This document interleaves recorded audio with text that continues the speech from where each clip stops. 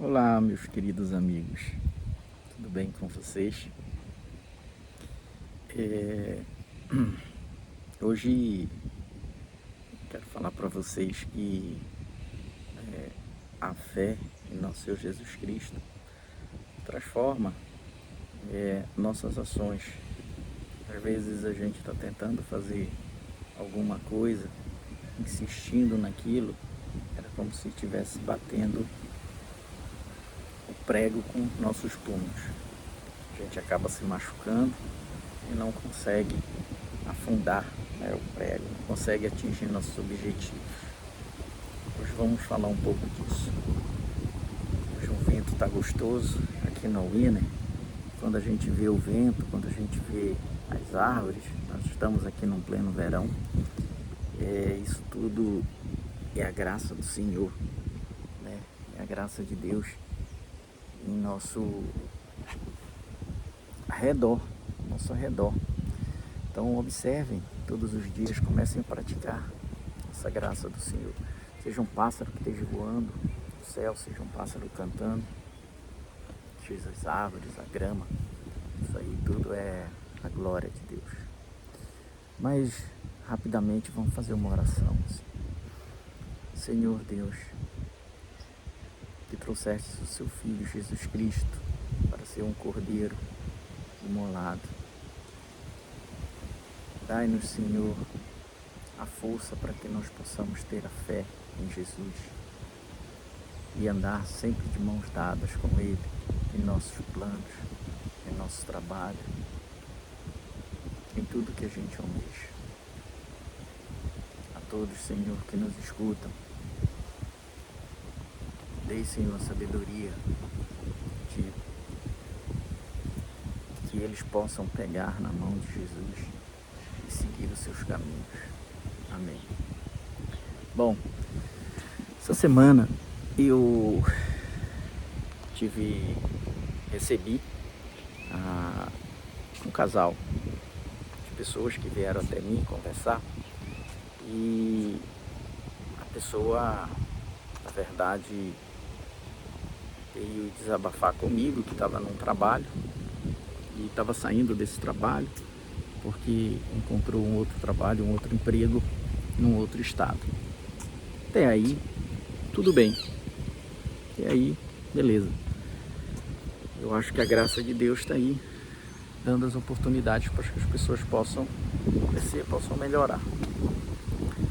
Só que refletindo, gente, um pouco, escutando um pouco da história da vida deles, eles vêm de vários lugares, eles vêm de vários estados e não conseguem se estabelecer num lugar, não conseguem se estabelecer num ambiente. Lógico, estão sempre empregados, mas nunca conseguem se estabelecer ali. E existe um murmúrio muito grande, existe uma fala muito grande deles, sempre questionando a atitude de algumas pessoas, né? Ou seja, eles estão sempre corretos e as pessoas estão sempre perseguindo-os, errados, cumprindo com seus acordos, enfim. Daí, gente, qual foi a minha conversa com ele, para a gente não tornar esse nosso diálogo muito longo? Eu perguntei para eles, eu disse, mas em tudo que você está fazendo na sua vida, o teu propósito, ele é para consigo, para ti mesmo, ou o teu propósito é para Deus? Você já parou para pensar no que de repente Deus quer para você? Você está aí saindo daqui, você está indo para outros estados, você está tendo oportunidade de conhecer muitas pessoas, e aí você tem usado a palavra de Deus nesses lugares? Você tem colocado a palavra de Deus à frente dos teus problemas, do teu trabalho, das tuas finanças? Você tem buscado Deus o tempo todo? Ou você fica o tempo todo escravizado de um trabalho onde você tem um opressor. Vou colocar isso entre aspas, tá? Onde você sempre tem um opressor.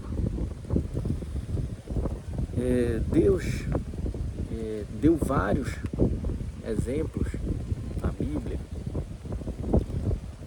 E um dos exemplos que a gente pode ver seria Jonas, onde Jonas foi desobediente ao Senhor. E o Senhor, com a sua mão poderosa, apertou Jonas. Vocês conhecem, né, a história de Jonas na Bíblia. Mas eu quero tratar aí da desobediência. Jonas amava Deus, assim como todos nós amamos Deus. Mas nós somos obedientes a Ele? Será que não é mais fácil a gente ser obediente a um chefe, a um patrão, porque a gente precisa ser obediente a eles? Por que a gente também não pode ser obediente a Deus? Por que a gente não pode escutar Deus e seguir os planos dele? Então, eu coloquei esse exemplo do Jonas para que eles pudessem, na cabeça deles, refletir se de repente Deus não quer que ele cresça em cima de um propósito que o Senhor deu para ele. Ele tem um dom que é um dom da venda, ele tem um dom da comunicação, ele é uma pessoa boa, uma pessoa que se expressa bem. Mas será que esse dom que Deus deu para ele é para ele? Para ele estar o tempo todo tentando satisfazer o ego dele? Então, gente, vamos refletir um pouco sobre esse episódio, sobre esse caso da nossa vida. Será que a gente tem um Jonas dentro da gente? Não se esqueçam que lá no Jonas, quando a tempestade estava com todo furor, o barco vira, o barco não vira, e as pessoas começam a jogar as mercadorias fora. E onde é que está Jonas? Jonas está escondido. Lembra? Jonas está escondido ali no porão. E todo mundo se matando e o Jonas de boa, escondido. Por que ele está escondido? Porque ele sabe que o problema é ele. O problema não são aquelas pessoas. O problema, ele sabe que se ele saísse daquele barco, se ele fosse para Nínive, a tempestade passaria. E aí, o que acontece? O capitão diz: ei, o que tu tá fazendo aí escondido? Tá de boa, tá todo mundo aqui, por que tu não sobe para ajudar a gente a tirar a água do barco, para ajudar a gente e tal? E aí Jonas fala: o problema sou eu. E aí joga Jonas no mar e a tempestade cessa. Lembrem dessa história. E aí, no caso dessas pessoas que vieram até mim, e o exemplo de muitas outras pessoas, de repente essas pessoas estão com o Jonas dentro dela, tá? Estão ali escondidos, esconderam seus problemas, não conseguem olhar para si e não conseguem se jogar para o mar, para que essa tempestade que está passando na sua vida passe, cesse, para que depois ele possa ver o arco-íris, que é a aliança de Deus, né, no Velho Testamento, é a aliança de Deus para com a humanidade, para que ele possa ver que o manto do templo rompeu e ali é a aliança de Jesus com todos nós. Então, por que as pessoas não conseguem olhar para dentro de si e encontrar o Jonas que está lá, desobediente a Deus, escondido, sem que cumpra a sua função? Então, gente, esse foi o que eu acabei conversando com eles, pedi para que eles refletissem muito nisso. Mostrei, mais uma vez aqui repetindo para vocês, eu mostrei para ele o dom que ele tinha, a capacidade que ele tinha, aquela capacidade intelectual a gente já tem aprendido, que não é nossa, é de Deus. Então a gente tem que usar essa nossa capacidade intelectual para servir ao Senhor.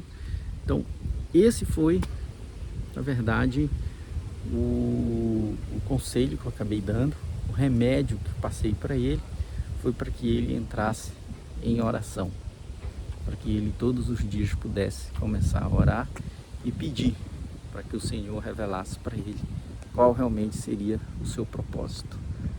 Então, gente, obrigado mais uma vez por todos os likes, né? Obrigado pelas visualizações, obrigado pelas mensagens que tem pedido para que a gente coloque em nossas orações.